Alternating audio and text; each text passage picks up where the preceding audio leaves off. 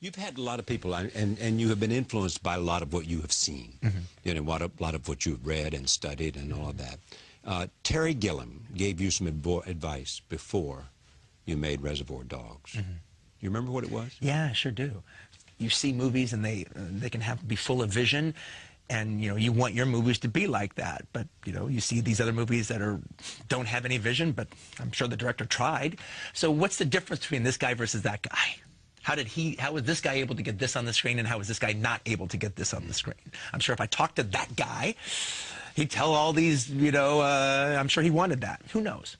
And I was afraid of being that guy. I want to be that guy. And, well, Terry Gilliam definitely has a vision. No 2, 3, 4 ways about it.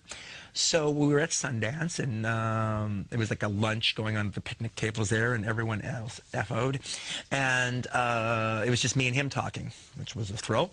And I go, look, you know, you have a very specific vision in your movies, and it's right there on the screen. How do you do that?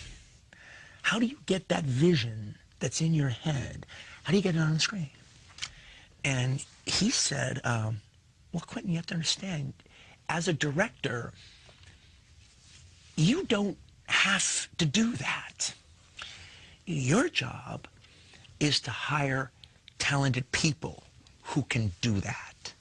You hire a cinematographer who can get the kind of quality that you want. You don't have to be able to know how to take the lights and move them around to create an effect.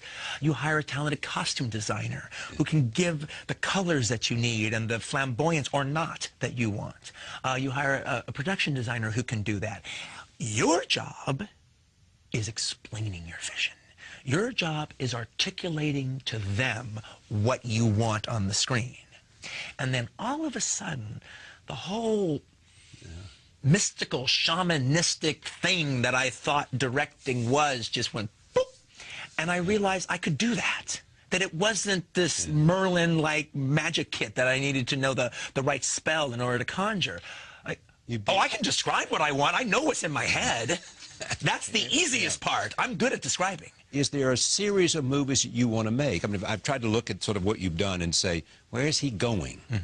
I'm actually kind of getting excited by just that little sentence, or your little wrap-up that you just did there, was the fact that, what's he going to do next? Yeah. I think in particular, in the case of like finishing Inglourious Basterds, and in particular the case of finishing this, who knows what I'm going to do next, but it's actually kind of an exciting question. Because there is this, you know, Bastards, boom, that was that. Yeah. And now this is this. And it does seem like, okay, there's a box checked, not in some going down a box, but just it's okay, that's his Western statement. That's his statement on slavery. What's going to be his next genre? What's going to be his next statement? What's going to be the next story that intrigues him to spend 1.5 years of his life doing?